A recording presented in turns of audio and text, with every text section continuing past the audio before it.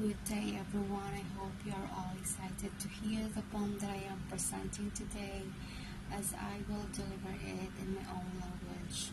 I am Veronica Catalan. I want you all hear about an Ilonggo poem titled Kahit Lao.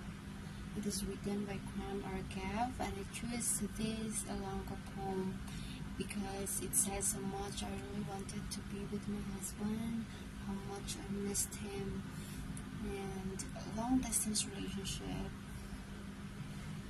tends to make things even more complicated.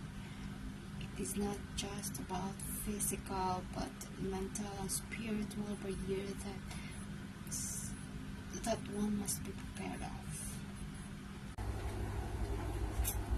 Kahit lao, manugtulog na tani ako.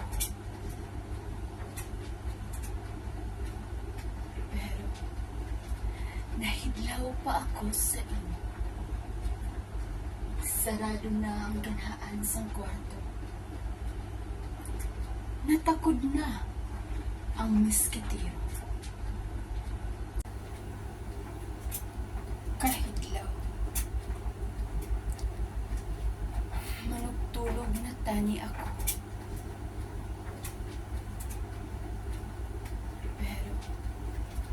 Nahidlaw pa ako sa inyo. Sarado na ang ganhaan sa kwarto. Natakod na ang miskitero. Nagpiyong na ang sugal. Kinpukaw ko pa kag ginistro.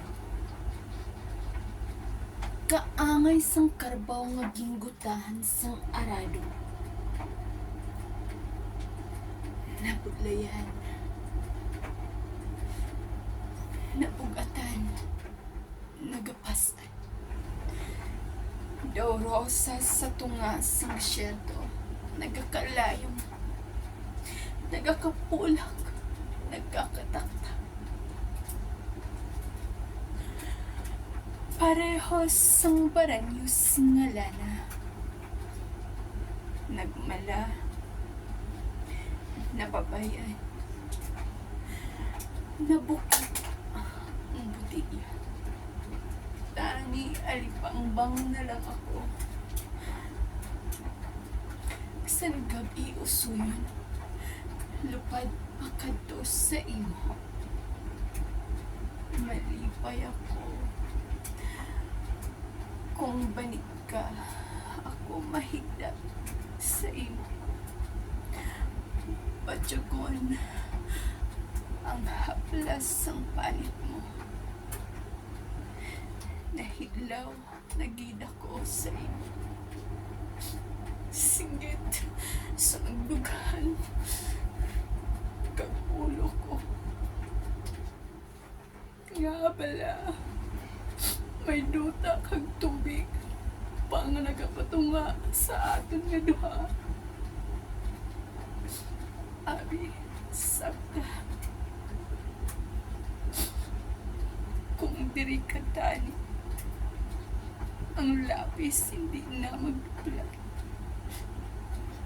Kaya ang ulunan, sakto na ang pagginhawa.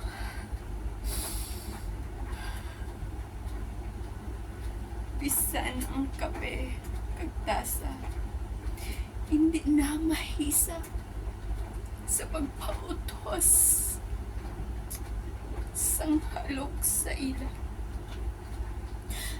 Apan, wala ka diri.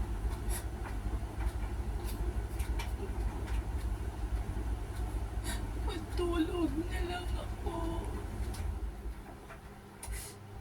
Dalon ka sa damgo.